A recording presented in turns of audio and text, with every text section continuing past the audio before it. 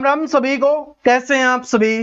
उम्मीद करता हूं सभी बहुत अच्छे होंगे और आज वाली क्लास देखने के बाद और भी अच्छे हो जाओगे, क्योंकि आज वाली क्लास में मैं लेके आया हूं आप सभी के लिए हरियाणा ग्रुप डी में इंडिया जीके के बड़े ही शानदार क्वेश्चंस में आपके एग्जाम्स में जो पूछे जाएंगे वो यहां पर लेके आया हूं। ठीक है जी, बड़े ही शानदार क्वेश्चंस, जैसे लिखा भी हुआ है टॉप लेवल के क्वेश्चंस आए हैं आज वाले क्लास में और जो आपके एग्जाम्स में पेपर में आने वाले हैं।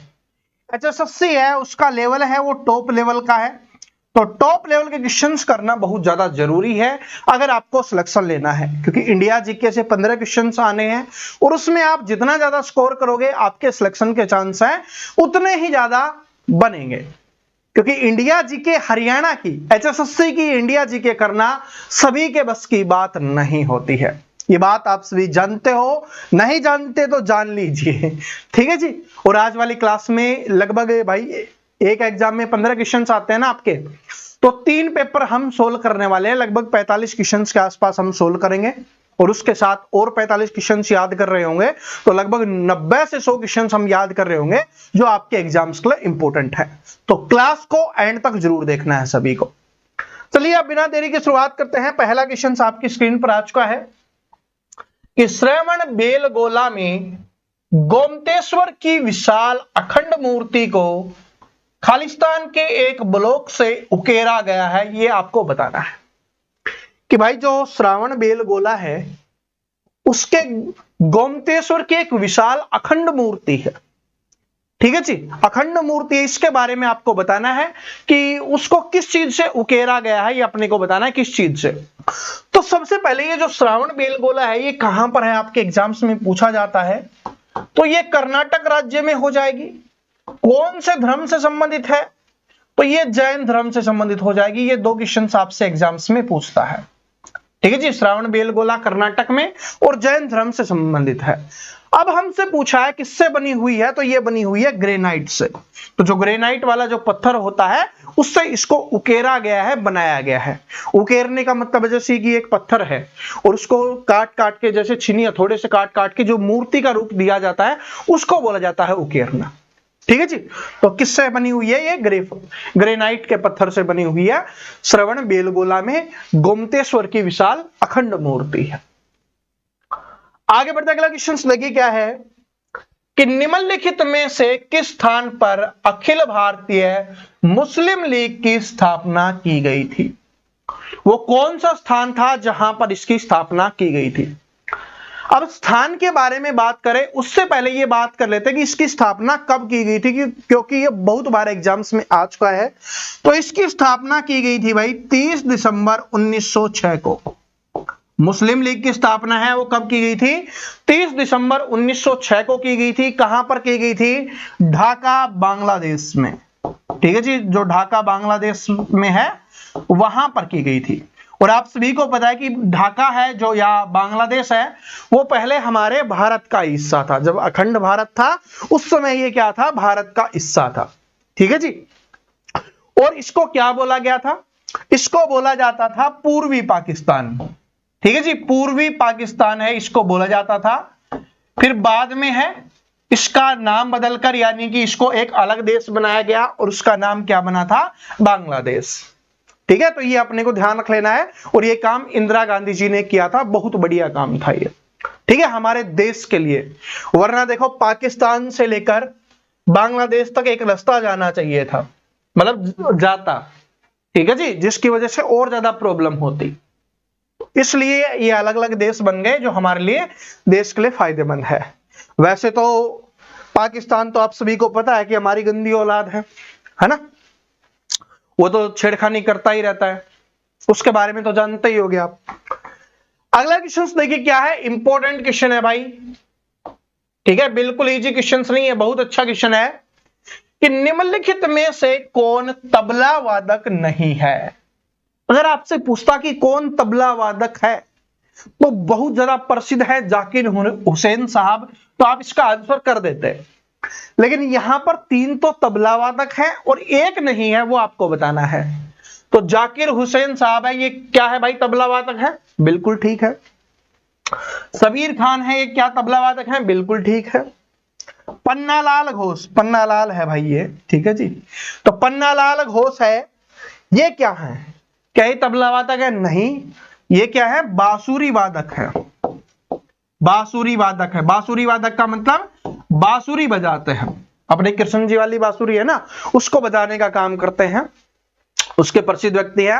और संदीप दास क्या हो जाएगा? ये भी तबला वादक हो जाएगा। अब कुछ तबला वादक आपके एग्जाम्स में पूछे जाते हैं, तो थोड़े से आप याद कर लो जो इंपॉर्टेंट है वो, ठीक है। बाकी तो मैंने आपको यहां पर 3 दिखाई दिए हैं, लेकिन इसमें भी जो सबसे ज्यादा इंपॉर्टेंट है वो देख लीजिए। सबसे पहले क्या है? अल्लाह रखा खां, अल्लाह रखा खाया, अल्लाह रखा खान है, ये हो गया तबला वादक। जाकिर हुसैन जो हमने अभी पढ़ा था, लेकिन ये सबसे ज्यादा इंपॉर्टेंट क्यों है? क्योंकि सबसे कम उम्र में इनको पद्मश्री मिला था। कब मिला था पद्मश्री? 1988 में। और मैंने आपको एक बात बताई थी, जो भी ये नृत्य से पूछे जाएं या वाद्य यंत्र से पूछे जाएं, ये वो पूछता है जिनको पद्मश्री मिल चुका होता है। तो इनको पद्मश्री मिला और सबसे कम उम्र में पद्मश्री मिला था 1988 में। इसके अलावा इनको पद्म भूषण भी मिला है 2002 में। किशन महाराज ये भी तबला वादक है, ठीक है। गुदई महाराज है, ये भी तबला वादक हो जाएंगे।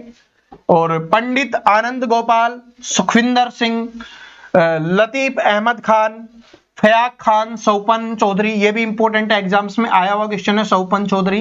तो ये सौपन चौधरी भी क्या हो जाएंगे? तबला वादक हो जाएंगे। अनोखे लाल मिश्र, पंडित जसराज, ये भी इंपॉर्टेंट है, बहुत बार एग्जाम्स में आ चुका है भाई पंडित जसराज, ये भी तबला वादक हो जाएंगे। निखिल ज्योति घोष, तन्मय बोस और विक्रम घोष, ये भी एग्जाम्स में आया हुआ है। तो ये अपने को ध्यान रख लेना है तबला वादक। इन सभी की लिस्ट है, मैं आपको जल्दी ही अपने व्हाट्सएप पे और टेलीग्राम पे प्रोवाइड करवा दूंगा, ठीक है। इन सभी को एक बार देख लेना, याद कर लेना। चलिए आगे बढ़ते हैं। मुद्रा योजना के तहत ऋण की अधिकतम सीमा क्या थी? जो मुद्रा योजना शुरू की गई थी सरकार के द्वारा, इसमें आपसे पूछा है कि ऋण की अधिकतम सीमा क्या थी, कि मतलब कि जो ऋण है यानी कि जो ब्याज दिया जाता है, ब्याज पे उधार पैसे दिए जाते हैं बैंकों के द्वारा, उसमें था कि जो योजना की शुरुआत की गई थी, इसमें अधिकतम सीमा क्या थी, कि मतलब ज्यादा से ज्यादा है वो कितने रुपए इसमें दिए जाते थे।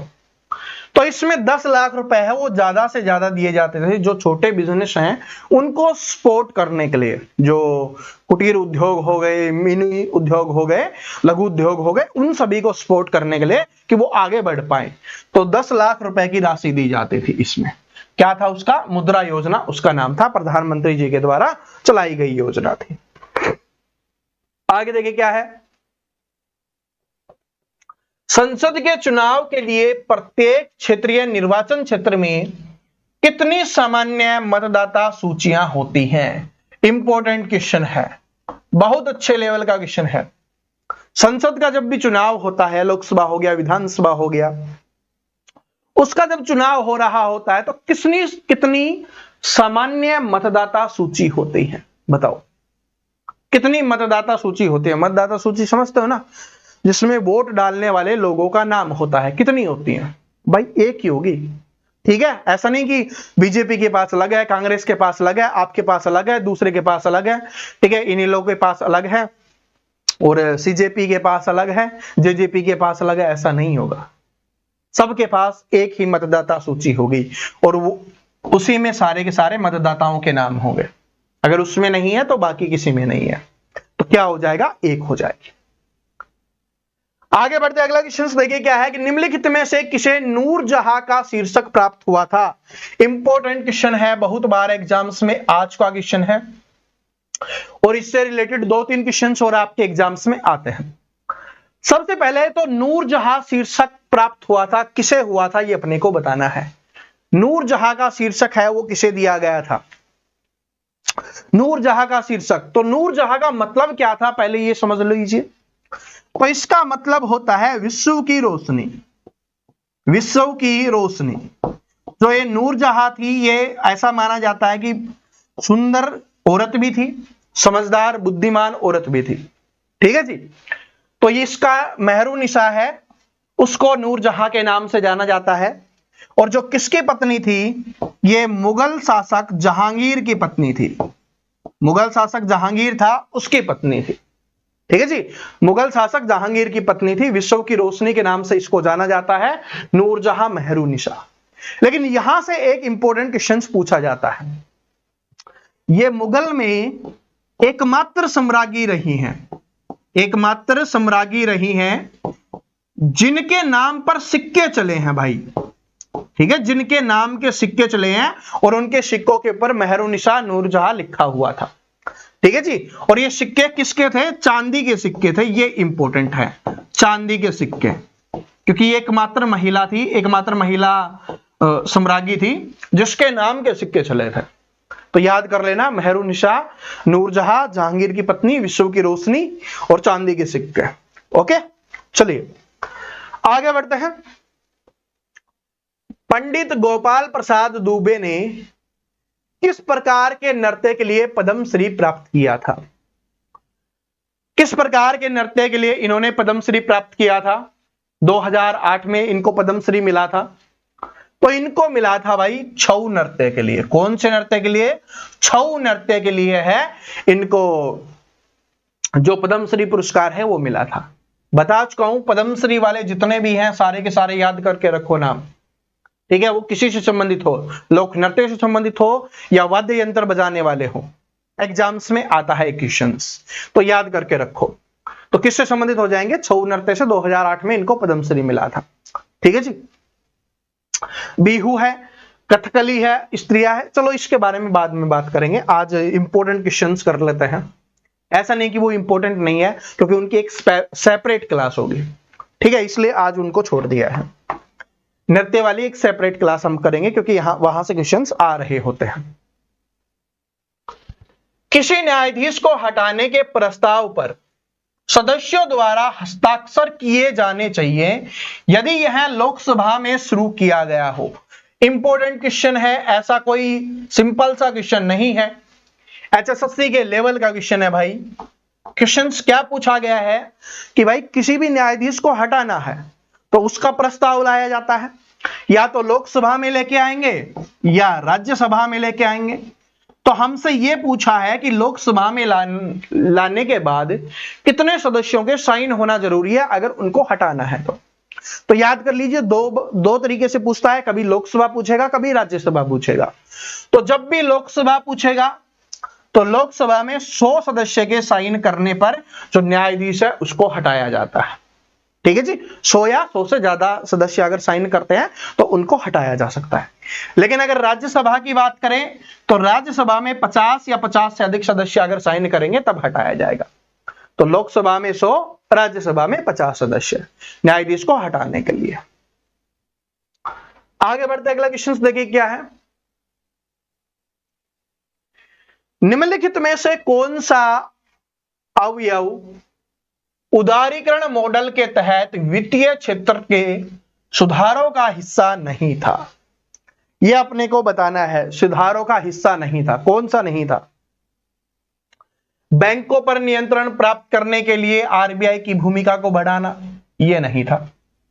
तो यह नहीं था, तो बाकी हो जाएंगे। क्या था कि निजी बैंकों को स्थापित करने की अनुमति। निजी बैंक है, जो प्राइवेट बैंक है, उनको स्थापित करने की क्या दी गई थी? अनुमति दी गई थी कि भाई स्थापित कर सकते हो। बात समझ में आया था? भारतीय रिजर्व बैंक की मंजूरी के बिना नई शाखाओं की स्थापना, यानी रिजर्व बैंक की मंजूरी के बिना नई बैंकों की शाखाएं हैं वो खोली जा सकती हैं। मंजूरी लेने की आवश्यकता नहीं थी, क्योंकि जब बैंक को मंजूरी मिल गई तो जिस प्रकार से एक चीज को मंजूरी मिल जाती है तो उसके स्टोर खोल देते हैं, तो वो आप खोल सकते हो। ये हो गया था। विदेशी बैंक में निवेश की सीमा 74% तक हो गई थी कि आप विदेशी बैंक में निवेश कर सकते हो, क्योंकि जब विदेश में निवेश करोगे तभी तो आपकी पूंजी बढ़ेगी। और बैंक क्या काम करता है कि आपसे पैसे लेता है और उसको कहीं पर इन्वेस्ट करता है, वो अधिक ब्याज कमाता है और आपको जो फिक्स ब्याज है वो दे दिया जाता है। और ये किसके तहत किया गया था? 1991 में नई नीति आई थी, उसके तहत ये सारी चीजें की गई थी। ओके जी, तो ये भी याद रख लेना है कि ये नीति कब आई थी? 1991 में ये नीति आई थी। आगे बढ़ते हैं कि राष्ट्रीय सामाजिक सहायता कार्यक्रम NSAP द्वारा प्रशासित एक कल्याणकारी कार्यक्रम है। तो राष्ट्रीय सामाजिक सहायता कार्यक्रम द्वारा प्रकाशित कल्याणकारी कार्यक्रम है, बताओ। तो क्या हो जाएगा? ग्रामीण विकास मंत्रालय। क्या हो जाएगा? ग्रामीण विकास मंत्रालय हो जाएगा। बस ये याद रख लेना कि राष्ट्रीय सामाजिक सहायता के कार्यक्रम है, तो ये किसका हो जाएगा? ग्रामीण विकास मंत्रालय का हो जाएगा। निम्नलिखित में से किस संगठन ने गांधी जी के तरीकों का सम्मान करने के लिए 2 अक्टूबर को अंतर्राष्ट्रीय अहिंसा दिवस के रूप में घोषित किया गया? गांधी जी के तरीके थे कि भाई वो आराम से अनशन पे बैठते थे, आंदोलन करते थे, हिंसा वो नहीं करते थे, अहिंसा वो करते थे कि भाई जो भी आंदोलन है अहिंसा से करेंगे। अहिंसा का मतलब है कि भाई लड़ाई झगड़ा नहीं करना। आपको पता होगा ना, असहयोग आंदोलन को बंद कर दिया गया था, ठीक है, चोरा चोरी कांड हो गया था जिसकी वजह से 1920 में उसकी शुरुआत हुई थी, जिसमें 22 पुलिसकर्मी है वो जल के मर गए थे। तो वो क्या करते थे? अहिंसा का पालन करते थे। तो इसलिए 2 अक्टूबर को अंतर्राष्ट्रीय अहिंसा दिवस मनाया जाता है। क्या है कि 2 अक्टूबर को क्या मनाया जाता है? अंतर्राष्ट्रीय अहिंसा दिवस मनाया जाता है। तो ये किसके द्वारा किया गया था? तो ये घोषित किया गया था संयुक्त राष्ट्र महासभा के द्वारा। किसके द्वारा किया गया था भाई? संयुक्त राष्ट्र महासभा के द्वारा। तो 2 अक्टूबर को अंतर्राष्ट्रीय अहिंसा दिवस मनाते हैं। क्यों? क्योंकि 2 अक्टूबर को क्या होती है? गांधी जयंती होती है। 2 अक्टूबर को क्या होती है? गांधी जयंती होती है, क्योंकि 2 अक्टूबर 1869 को क्या हुआ था? गांधी जी का जन्म हुआ था, गुजरात के पोरबंदर नामक स्थान पर हुआ था। ठीक है जी। लेकिन एक क्वेश्चन मैं आपसे पूछता हूं, वो आप कमेंट करके बताना है कि 2 अक्टूबर को गांधी जी के साथ साथ इस एक महान स्वतंत्रता सेनानी की और जयंती है। देखते हैं कितने स्टूडेंट को पता है। ठीक है, बहुत प्यारे व्यक्ति थे, तो कमेंट करके बताना है। जिनको नहीं पता होगा कमेंट सेक्शन में आंसर देख सकते हो, लेकिन सभी को आंसर करना है जिनको पता है। ठीक है जी, चलिए आगे बढ़ते हैं। आगे है कि विभाजन की कठोर वास्तविकताओं पर आधारित उपन्यास। कितने पाकिस्तान के उपन्यासकार कौन हैं? कितने पाकिस्तान? अब देखो यहां से ये क्वेश्चन इंपॉर्टेंट है, क्योंकि बुक से आपके एग्जाम्स में क्वेश्चन पूछा जा रहा है। तो विभाजन की कठोर वास्तविकताओं पर आधारित उपन्यास कितने पाकिस्तान? ठीक है, विभाजन समझते हो ना, क्योंकि भाई भारत पाकिस्तान का क्या हुआ था? विभाजन हुआ था, अभी मैंने जैसे आपको बताया। तो सबसे पहले तो इसके उपन्यासकार कौन थे? तो कमलेश्वर क्या हो जाएगा? कमलेश्वर जी हैं, वो क्या हो जाएंगे भाई? कितने पाकिस्तान के उपन्यासकार हो जाएंगे। इन्होंने विभाजन की कठोर वास्तविकताओं पर बात की है, इस उपन्यास में बताया है लोगों का दर्द। ठीक है, कि भाई जब देश अलग हुआ उस समय कितने लोगों को पीड़ा हुई थी, क्योंकि बहुत सारे इधर के उधर रह गए थे, उधर के इधर आ गए थे, तो बहुत सारी समस्याएं हुई थी, बहुत सारे लोगों को घर छोड़ के जाना पड़ा था। ठीक है, लेकिन जो कमलेश्वर जी हैं इनसे संबंधित और क्वेश्चंस पूछता है बुक से, जो आपके एग्जाम्स में आती है। एक तो हो जाएगा काली आंधी। काली आंधी ये किसके द्वारा लिखी गई है भाई? काली आंधी। तो काली आंधी का मतलब समझ गए होंगे। तो काली आंधी है, ये भी कमलेश्वर जी के द्वारा ही लिखी गई है, जो आपके एग्जाम्स में पूछा जाता है। इसके अलावा है समुद्र में खोया हुआ व्यक्ति। समुद्र में खोया व्यक्ति, खोया व्यक्ति, समुद्र में खोया व्यक्ति। ठीक है, और इसके अलावा एक और पूछता है देश प्रदेश। देश प्रदेश ये आपसे एग्जाम्स में पूछ रहा होता है। काली आंधी, समुद्र में खोया हुआ व्यक्ति, देश प्रदेश और कितने पाकिस्तान। और इनके अलावा और भी इन्होंने लिखा है, लेकिन एग्जाम्स में ज्यादातर यही आती है। ठीक है, तो ये याद कर लेना, कमलेश्वर जी की रचनाएं हो गई है। भारत के संविधान के अनुच्छेद 22(2) के तहत गिरफ्तार और हिरासत में रखे गए प्रत्येक व्यक्ति को निकटतम मजिस्ट्रेट के समक्ष पेश करने की समय अवधि क्या होती है? तो मैंने आपको समझाया था अनुच्छेद 22 के बारे में, क्योंकि अनुच्छेद है वो हम पढ़ चुके हैं। अनुच्छेद की स्पेशल क्लास करवाई थी आपको। तो अनुच्छेद 22 में क्या था कि किसी व्यक्ति को अगर पुलिस गिरफ्तार करती है तो उसके पास ये हक होता है कि वो पूछ सकता है कि मुझे गिरफ्तार किस चीज के लिए किया जा रहा है। इसके अलावा अपना वकील कर सकता है, बाकी लोगों से बात करने का उसके पास अधिकार होता है, तो वो अनुच्छेद 22 के भाग ए में है।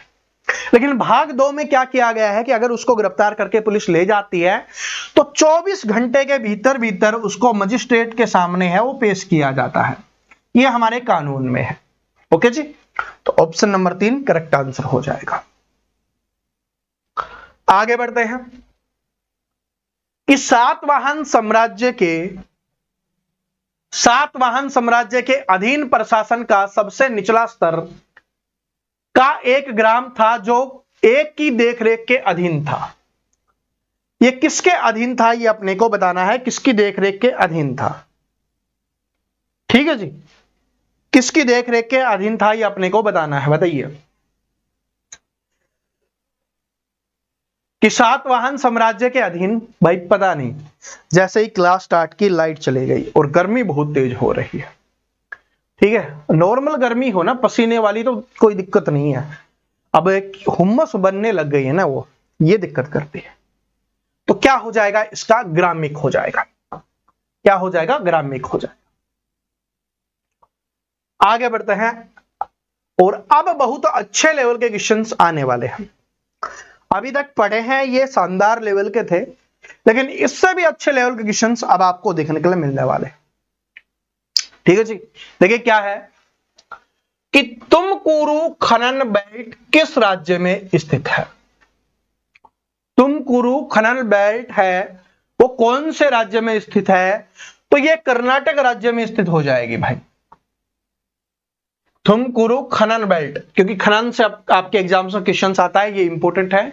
तुमकुरु खनन बेल्ट इंपॉर्टेंट क्यों है, क्योंकि यहां पर बहुत अधिक मात्रा में लोहे अयस्क का क्या है, भंडारण है। ठीक है, विश्व स्तर में टॉप लेवल की है, ये समझ सकते हो। ठीक है, इस यहां पर बहुत अधिक भंडारण किया जाता है लोहे अयस्क का, और ये कर्नाटक राज्य में स्थित है तुमकुरु खनन। ठीक है, किसी ठोस के गलनांक को किस प्रकार परिभाषित किया जाता है। किसी ठोस के गलनांक को, यानी कि कोई ठोस चीज है वो गलेगी कैसे, उसको किस प्रकार किया जाएगा। यानी कि वो तापमान जिसके ऊपर जो ठोस है वो गलकर द्रव में बदल जाए, उसको क्या बोलते हैं, उसको ठोस का गलनांक बोला जाता है। क्या हो जाएगा, न्यूनतम तापमान पर। ठीक है जी, वायुमंडलीय दाब पर। ठीक है, जो वायुमंडल का दाब होगा ये वाला होगा, वह न्यूनतम तापमान जिस पर वायुमंडलीय दाब पर ठोस पिघलकर द्रव बन जाता है उसको क्या कहा जाएगा, ठोस का गलनांक कहा जाएगा। ट्रेन टू पाकिस्तान पता नहीं कितनी बार एग्जाम्स में आई हुई है। ये ट्रेन टू पाकिस्तान वाली है, बहुत बार एग्जाम्स में आई है, और हमारे चैप्टर में तो वैसे ही दिया हुआ है HSSC में, पड़ोसी देश, तो और भी ज्यादा इंपॉर्टेंट बन जाती है। ट्रेन टू पाकिस्तान सिर्फ एक ही, बाकी और भी दी गई हैं, लेकिन ये वाली बहुत बार आई हुई है। ट्रेन टू पाकिस्तान है वो किसका नोवेल है, इसके लेखक कौन है, तो खुशवंत सिंह हो जाएंगे भाई इसके लेखक। इसके अलावा देखो और भी दी हुई है, उनको भी याद कर सकते हो। क्या है, good bad and ridiculous, good bad and ridiculous हो गया। उसके अलावा हो गया दिल्ली ए नोवेल सॉरी, तो ये इसके लेखक कौन हो जाएंगे, खुशवंत सिंह हो जाएंगे। हाँ, गुड बैड एंड रेडिकुलस है, ये भी कभी कभार आ जाती है, लेकिन ये वाली ट्रेन टू पाकिस्तान बहुत इंपॉर्टेंट है। ट्रेन टू पाकिस्तान किसकी है, खुशवंत सिंह जी की है। जतिन गोस्वामी जिन्हें संगीत नाटक अकादमी फेलोशिप से सम्मानित किया गया था, कौन सी नृत्य शैली के प्रसिद्ध नर्तक हैं। अब कौन सी नृत्य शैली के प्रसिद्ध नर्तक हैं ये अपने को बताना है, कौन सी नृत्य शैली के हो जाएंगे, कौन सी नृत्य शैली के, तो कौन सी नृत्य शैली के हो जाएंगे भाई, तो अच्छा असम की जो स्त्रियां हैं इस नृत्य शैली के हो जाएंगे। ठीक है जी, और इनको 2008 में पद्मश्री भी मिल चुका है। जलीय चक्कर से संबंधित है, इंपॉर्टेंट क्वेश्चन है। पहले आप समझिए जलीय चक्कर होता क्या है। जलीय चक्कर, जैसे हम सुनते हुए आ रहे हैं ना, आपने सुना होगा, देखा भी होगा अगर कहीं जगह पे, समुद्र से पानी उठकर बादलों में जाता है। यानी कि आप बोल सकते हो सतह से पानी है वो बादलों में जाता है और बादलों से पानी दोबारा नीचे आ जाता है बरसात के रूप में। उसी को क्या बोला जाता है? जलीय चक्कर बोला जाता है। भाई समुद्र है, पानी इकट्ठा हुआ, वहां से उठ के बादलों में चला गया, बादलों से बारिश के रूप में दोबारा आ गया, दोबारा समुद्रों में आ गया, तो इसी को क्या बोला जाएगा? जलीय चक्कर। क्योंकि ये प्रोसेस है वो रिपीट होती रहती है। ठीक है, तो जलीय चक्कर किससे संबंधित हो जाएगा? ये जल से संबंधित हो जाएगा। किससे संबंधित हो जाएगा? जल से। किस सतह से बादलों में पानी जाएगा और पानी बादलों से वापस सतह के ऊपर आ जाएगा। इंपॉर्टेंट क्वेश्चन है ये कि हिंदुस्तान सोशलिस्ट रिपब्लिकन एसोसिएशन, यानी कि जिसको HSRA बोला जाता है, HSRA, Hindustan socialist Republican association की स्थापना है कौन सी सन में? चंद्रशेखर आजाद, भगत सिंह जी, बटुकेश्वर दत्त जी, अन्य प्रसिद्ध क्रांतिकारियों द्वारा की गई थी। बताइए, चंद्रशेखर आजाद जी, भगत सिंह जी, बटुकेश्वर दत्त जी और अन्य और जो क्रांतिकारी थे उनके द्वारा की गई थी HSRA की स्थापना। HSRA की स्थापना, तो इसकी स्थापना हुई थी भाई सितंबर 1928 में। ठीक है जी, सितंबर 1928 में इसकी स्थापना हुई थी। कभी कभी इसको 8 सितंबर बोल दिया जाता है, कभी कभी 9 सितंबर। तो 8-9 सितंबर 1928 हो गया और यहां पर सिर्फ 1928 दिया हुआ है, तो ऑप्शन नंबर 4 करेक्ट आंसर हो जाएगा। ठीक है जी, और याद कर लो भाई सितंबर 1928, 8-9 अगर इनमें से कोई बाई चांस ही देता है, क्योंकि जब कंफ्यूजन होता है तो नहीं दे रहा होता है एग्जामिनर, और दे तो याद कर लेना। ठीक है जी, आगे बढ़ते हैं। और शहीद आजम के नाम से किसे जाना जाता है? भगत सिंह जी को जाना जाता है। ये भी इंपॉर्टेंट क्वेश्चन है। वह स्थिति, और यहां से और याद कर लेना कि भगत सिंह जी के साथ है वो असेंबली में बम किसने फेंका था, और इसके साथ भगत सिंह जी के साथ है वो किनको और फांसी की सजा दी गई थी? 3 लोगों को दी गई थी, आप सभी को पता है फांसी की सजा। भगत सिंह जी, राजगुरु जी और सुखदेव जी। भाई ये हमारी स्वतंत्रता सेनानी, क्रांतिकारी हैं, इनका सम्मान करना बहुत ज्यादा जरूरी है। और बम किसके साथ फेंका था? भगत सिंह जी और बटुकेश्वर दत्त जी ने फेंका था। सिर्फ किसको? बहरों को सुनाने के लिए। ये भी एग्जाम्स में आया हुआ है, किसी को डैमेज करने के लिए नहीं, किसी को नुकसान पहुंचाने के लिए नहीं, बस बहरी सरकार, अंग्रेजों की जो बहरी सरकार थी उसको सुनाने के लिए। जिस प्रकार से अब सोनम वांगचुक जी कर रहे हैं बहरी सरकार को सुनाने के लिए। ठीक है, चलिए। वह स्थिति जब पर्यावरण पोषक तत्वों से समृद्ध हो जाता है, मुहाने और तटीय जल में पौधों और शैवाल की मात्रा में वृद्धि हो जाती है, क्या कहलाती है? आपको पता है कि मैंने आपको समझाया था कि पर्यावरण से क्वेश्चंस आएगा ही, इसलिए अपने नोट्स में मैंने पर्यावरण की एक स्पेशल PDF दी है। ठीक है कि भाई वहां से क्वेश्चन आएगा। तो पर्यावरण पोषक तत्वों से समृद्ध हो जाता है, मुहाने और तटीय जल में पौधों और शैवालों की मात्रा में वृद्धि हो जाती है। मैंने आपको बताया था बहुत सारे ऐसे शैवाल होते हैं जिनमें बहुत अधिक मात्रा में प्रोटीन और बहुत सारी और पोषक तत्व पाए जाते हैं। तो आपको बताना है उसको क्या कहा जाता है, उस चीज को क्या कहा जाएगा ये अपने को बताना है। तो उसको कहा जाता है भाई सुपोषण। क्या कहा जाता है उसको? सुपोषण कहा जाता है। निम्नलिखित में से कौन सा लीड बैंक नहीं है? कौन सा लीड बैंक नहीं है? लीड बैंक कौन सा नहीं है ये अपने को बताना है। ऐसे बैंक जिनको ग्रामीण क्षेत्रों में काम करने के लिए सरकार के द्वारा बनाया जाता है उनको लीड बैंक बोला जाता है। और जो मोस्टली जो प्राइवेट बैंक होते हैं ना, जो बड़े बड़े प्राइवेट बैंक हैं, वो लीड बैंक की श्रेणी में नहीं आते। तो इनमें से कौन सा है? देखो HDFC है, ये लीड बैंक नहीं है। कौन सा? HDFC है ना, ये लीड बैंक नहीं है। बाकी भारतीय स्टेट बैंक लीड बैंक है, कैनरा बैंक, इंडियन बैंक, ये सारे के सारे लीड बैंक हो जाएंगे। HDFC के साथ साथ इसकी जगह पे दूसरा ऑप्शन भी दे सकता है जो इंपॉर्टेंट है, एग्जाम्स में आया हुआ है, ICICI। जो ICICI बैंक है ये भी लीड बैंक नहीं है, क्योंकि ये भी निजी क्षेत्र का बैंक है, प्राइवेट क्षेत्र का बैंक है। ऋण और भुगतान दायित्वों के निर्वहन में निम्नलिखित में से इसकी सार्वभौमिक स्वीकारता होती है? बताइए। ऋण और भुगतान दायित्वों के निर्वहन में, और इस गर्मी की वजह से तो देखो आज नई कटिंग भी करवा ली है, ठीक है। नया लुक कैसा लग रहा है बताना जरूर, ठीक है, बताना जरूर। थोड़े से अंकल टाइप के लग रहा हूं या सुंदर सा लग रहा हूं, बताना, ठीक है। ऋण और भुगतान दायित्वों के निर्वहन के लिए बताओ, तो इसके लिए क्या होती है? लीगल टेंडर मनी होती है। Legal tender money, legal tender money हो गई। मातृपक्ष की ओर से मुगल के वंशज थे। यह इंपॉर्टेंट क्वेश्चन है, क्योंकि आजकल डीप पूछने लगा है, तो HSSC है वो कम नहीं है ना, अपनी HSSC है वो कम नहीं है। तो मातृपक्ष की ओर से मुगल का पूछा है, मातृपक्ष की ओर से किसके वंशज थे आपको बताना है। मातृपक्ष की ओर से बताओ। मंगोल शासक, मंगोल शासक के वंशज थे, ये अपने को ध्यान रख लेना है, मंगोल शासक के।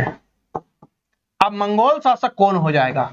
मातृपक्ष समझते हो ना, मतलब माता की तरफ से, यानी कि मुगलों के मामा कौन थे, तो मंगोल शासक हो जाएंगे। और मंगोल शासक कौन था? चंगेज खान था। कौन था भाई? चंगेज खान हो जाएगा। यहां पर मंगोल शासक हो जाएगा जो माता की तरफ से था।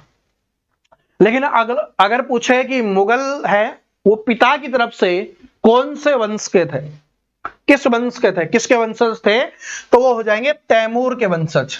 तो आपको याद होगा कि करीना ने, जब करीना और जो सैफ का बेटा है ना तैमूर नाम रखा था, तो काफी कंट्रोवर्सी हुई थी, क्योंकि जो तैमूर है वो कौन था? ये मुगलों का पिता था, ये आप बोल सकते हो, क्योंकि पितृवंश है वो यहीं से आता है, तैमूर से। तैमूर के ही ये वंशज थे मुगल। और ये तैमूर कहां का था? ईरान,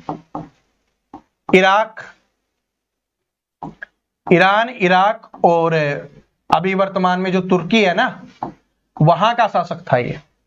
तो पितृपक्ष से ये तैमूर के थे। और देखो हमें मुगलों के बारे में पढ़ना पड़ रहा है, पुराने पता नहीं कितने, ठीक है, चलो कोई बात नहीं, एग्जाम्स में आता है इसलिए मैंने आपको बता दिया है, ठीक है। माता की तरफ से मातृपक्ष चंगेज खान मंगोल शासक, और पिता की तरफ से तैमूर, ईरान, इराक और तुर्की का शासक, ठीक है। और भारत में सबसे पहले मुगल कौन आया था? जिसने मुगल वंश की स्थापना की थी, तो बाबर आया था, ठीक है जी। पानीपत का प्रथम युद्ध बाबर और इब्राहिम लोदी के बीच में हुआ था। प्रथम औद्योगिक नीति संकल्प इनमें से किस वर्ष पारित किया गया था? इंपॉर्टेंट क्वेश्चन है। हमारे देश में प्रथम औद्योगिक नीति है वो कौन से वर्ष पारित की गई थी? इसमें क्या था? इसमें जितने भी हमारे उद्योग थे उस समय में, तो उन सभी को बढ़ावा दिया गया था कि आप आगे बढ़िए। तो जब हमारा देश 1947 में आजाद हो गया, तो 1948 में इस चीज के बारे में बात हुई थी। तो यह पारित किया गया था 1948 में। भारत में पुरापाषाण युग के कितने चरण हैं? इंपॉर्टेंट क्वेश्चन है कि भारत में पुरापाषाण युग के कितने चरण हैं? तो एक तो हो जाएगा भाई निम्न पुराण पाषाण, एक हो जाएगा मध्य पुराण पाषाण, ठीक है, एक हो जाएगा निम्न, एक है मध्य। तो टोटल कितने हैं? 3 हैं। और एक हो जाएगा आपका कौन सा? उच्च, ठीक है जी, निम्न, मध्य, उच्च। तो ये 3 हो जाएंगे, और 3 है बस। ओके, चलिए आगे बढ़ते हैं।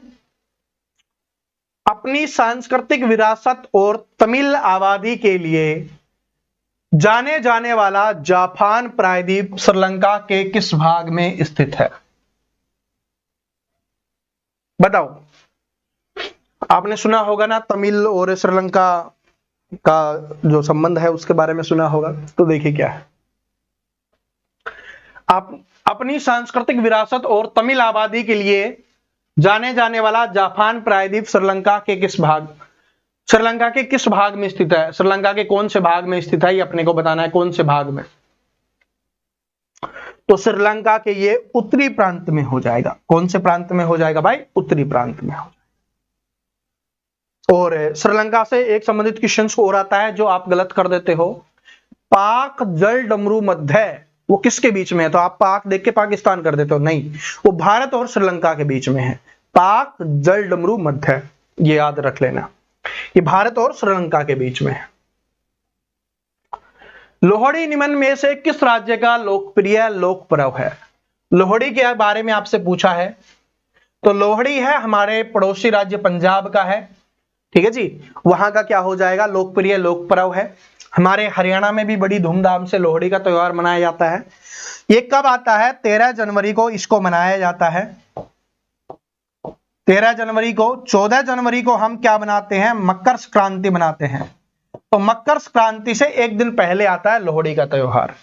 तो 14 जनवरी को क्या मनाया जाता है? मकर संक्रांति मनाया जाता है। ये भी अपने को ध्यान रख लेना है,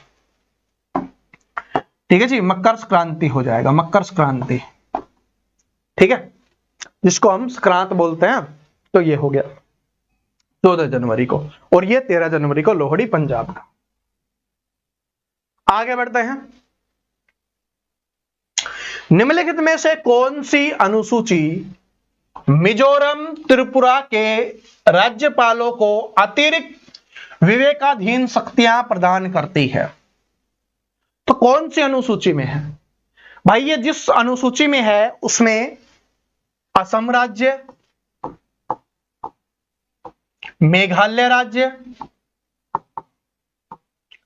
ठीक है जी, और इसके अलावा मिजोरम और त्रिपुरा राज्य, इन 4 राज्यों को अलग प्रकार की शक्तियां दी गई हैं, ठीक है जी। और वो कौन सी अनुसूची हो जाएगी? वो हो जाएगी आपकी 6ठी अनुसूची। कौन सी अनुसूची हो जाएगी? 6वीं अनुसूची में, ठीक है। और किस किस को अनुसूचियां याद नहीं है? अगर याद नहीं है तो कमेंट करके बताना। सारी अनुसूचियों के बारे में मैं आपको डिटेल से पढ़ा दूंगा अगली क्लास में। कमेंट करके बताना अगर जिनको याद नहीं है। अगर याद है तो फिर टाइम वेस्ट करने से क्या फायदा, और अगर नहीं याद है तो कमेंट करके बताना। सारी अनुसूचियों के बारे में याद करवा दिया जाएगा अगली क्लास में, ठीक है। ज्यादा समय नहीं लगे, अगली क्लास में करवाएंगे। अगर याद नहीं है, याद है तो फिर क्या फायदा, है ना। चलिए, निम्नलिखित में से किस नीति में घरेलू अर्थव्यवस्था को वैश्विक अर्थव्यवस्था के साथ एकीकृत करना शामिल है? तो भाई हमसे पूछा है घरेलू अर्थव्यवस्था को वैश्विक अर्थव्यवस्था में, तो इसके लिए मैंने आपको समझाया था वैश्वीकरण होता है, ठीक है जी। वैश्वीकरण या जिसको भूमंडलीकरण भी बोलते हैं। वैश्वीकरण क्यों करना जरूरी होता है? क्योंकि अगर हमने कोई चीज बनाई, कोई प्रोडक्ट बनाया, तो हमारे पूरे भारत में हमने उसको फैला दिया।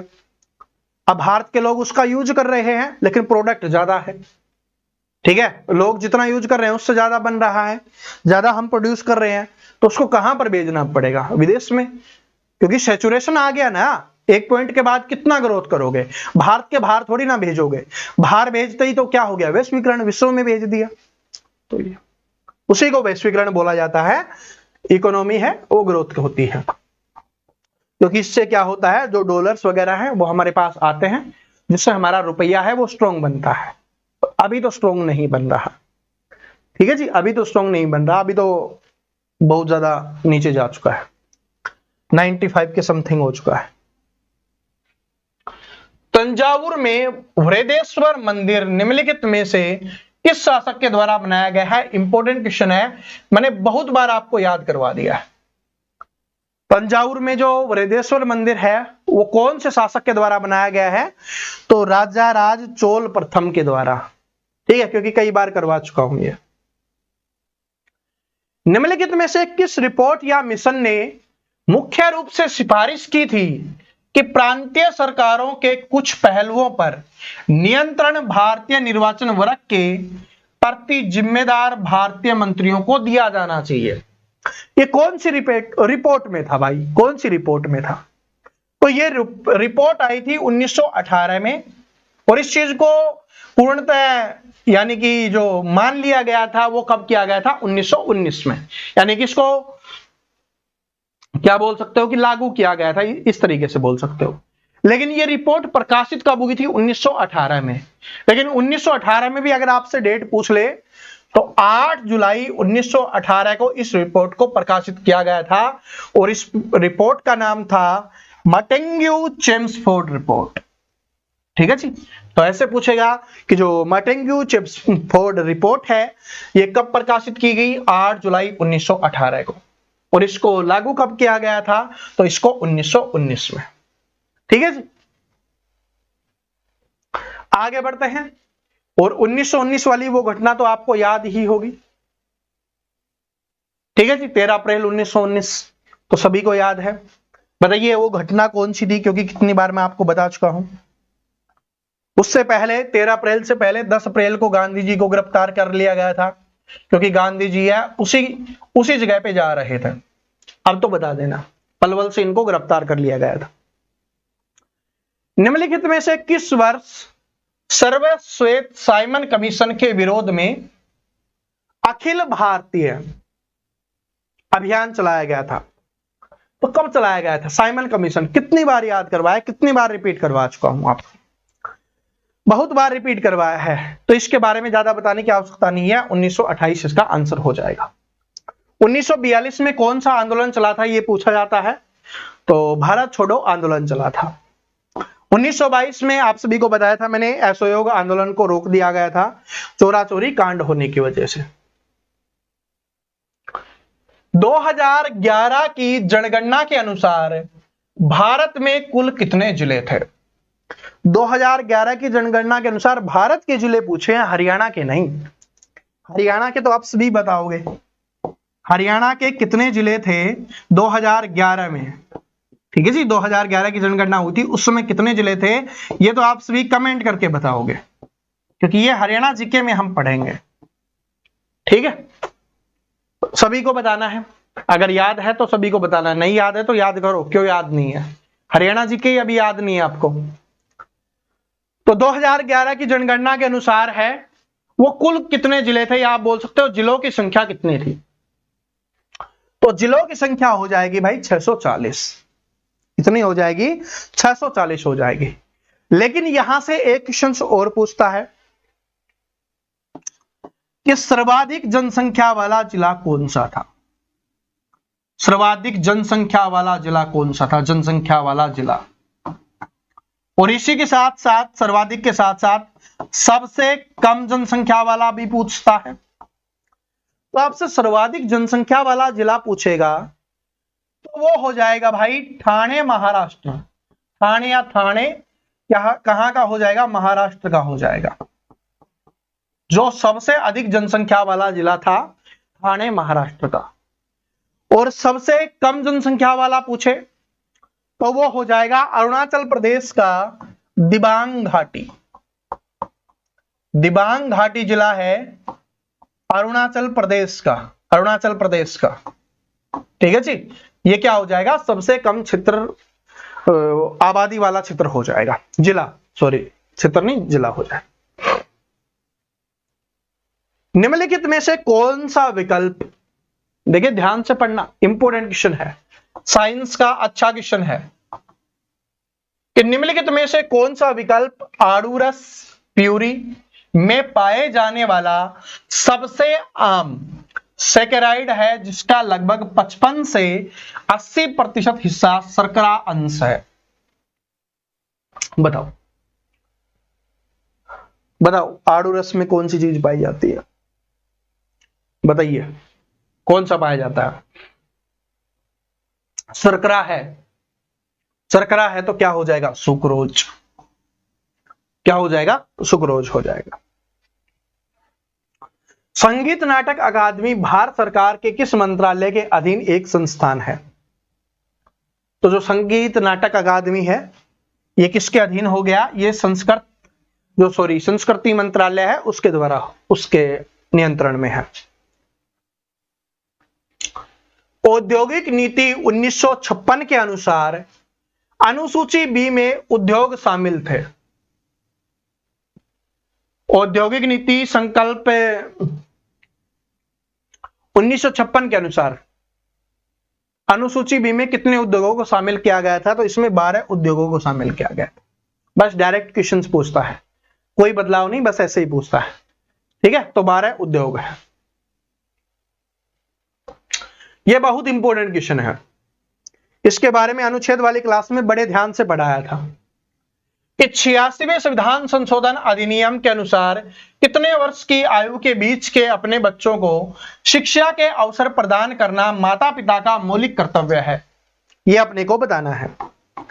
तो आप सभी को पता है कि मूल संविधान में मौलिक कर्तव्य नहीं थे, फिर बाद में रूस से इंस्पायर होके हमारे संविधान में मौलिक कर्तव्यों को जोड़ा गया और ये कितने जुड़े, 10 जोड़े गए थे। 42वें संविधान संशोधन 1976 के तहत जोड़ा गया और 10 मौलिक कर्तव्यों को जोड़ा गया। लेकिन बाद में क्या हुआ, 11वां मौलिक कर्तव्य और जोड़ा गया, जो कब जोड़ा गया था, 86वें संविधान संशोधन 2002 के तहत जोड़ा गया और जिसमें यह था कि भाई 6 से 14 वर्ष का जो भी बच्चा है, 6 से 14 वर्ष का जो भी बच्चा है उसको माता पिता क्या करेंगे, शिक्षा देंगे। ये क्या है, उनका मौलिक कर्तव्य है। और भाई जिनके माता पिता नहीं है उनको सरकार के द्वारा है दिया जाएगा, सरकारी स्कूल में फ्री शिक्षा दी जाती है। तो 6 से 14 वर्ष के बच्चों को 86वें संविधान संशोधन 2002 के तहत मौलिक कर्तव्यों में जोड़ा गया और अभी वर्तमान में मौलिक कर्तव्यों की संख्या कितनी है, 11 है। यह कौन से अनुच्छेद के तहत जोड़ा गया, यह भी इंपोर्टेंट एग्जाम्स में पूछा जाता है।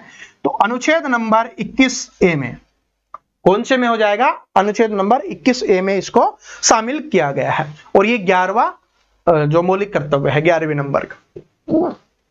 चलिए, महाराष्ट्र और गुजरात के क्षेत्र का आदिवासी नृत्य पौरी नाच निम्नलिखित में से किस जनजाति के द्वारा किया जाता है। तो सबसे पहले मेनली है ये महाराष्ट्र में होता है। महाराष्ट्र और गुजरात के क्षेत्र में, गुजरात का थोड़ा बहुत क्षेत्र आता है, उसमें आदिवासी नृत्य पौरी नाच है। वो कौन सी जनजाति के द्वारा किया जाता है, तो जनजातियां सारी याद कर लेना और उनसे रिलेटेड नृत्य जो आपके एग्जाम्स में आते हैं। आजकल जनजाति और नृत्य है ना, उनके द्वारा किया जाने वाला, ये इंपॉर्टेंट बन गया है। जो पहले वाले हैं वो सभी ने रट रखे हैं, शास्त्रीय नृत्य हैं सभी ने रट रखे हैं, लेकिन आजकल जनजातियों द्वारा किए जाने वाले नृत्य पूछने लग गए हैं। तो जनजातियों के नृत्य और वो जनजाति है वो कहां से संबंधित है, ये आपके एग्जाम्स में आजकल ज्यादा पूछता है। तो उस जनजाति का नाम आपको बताना है जो महाराष्ट्र और गुजरात के क्षेत्र में है, पौरी नाच करती है, तो वो हो जाएगा कोकना जनजाति। कौन सी जनजाति है भाई, कोकना जनजाति है। और इसके द्वारा कौन सा नाच होता है, पौरी नाच। तो पौरी नाच गुजरात और महाराष्ट्र में होता है, ये अपने को ध्यान रख लेना है, क्योंकि डायरेक्ट ऐसे पूछेगा कि पौरी नाच है वो कहां की जनजाति के द्वारा किया जाता है। ऑप्शंस में या तो महाराष्ट्र होगा या अकेला गुजरात, ठीक है। तो जो भी होगा कर दो, और 2 होंगे तो ए और बी दोनों, ऐसे भी हो सकता है। चलिए, भारतीय संविधान के किस अनुच्छेद में उल्लेख किया गया है किसी भी अपराध के आरोपी व्यक्ति को अपने खिलाफ गवाह बनने के लिए मजबूर नहीं किया जा सकता। अब ये कौन से में है, ये तो आप बता दो, है ना, बता दोगे कि भाई अगर किसी को गिरफ्तार कर लिया गया, किसी ने अपराध किया है, तो वो खुद के खिलाफ गवाही दे या ना दे, यानी कि उसको स्वीकार करे या ना करे, ये उसका खुद का अधिकार होता है। ठीक है जी। एक व्यक्ति को, आपने ये भी पढ़ा होगा कि एक व्यक्ति को 1 से अधिक बार सजा नहीं दी जा सकती एक ही अपराध के लिए। तो ये कौन से अनुच्छेद में है, ये कमेंट करके बताना।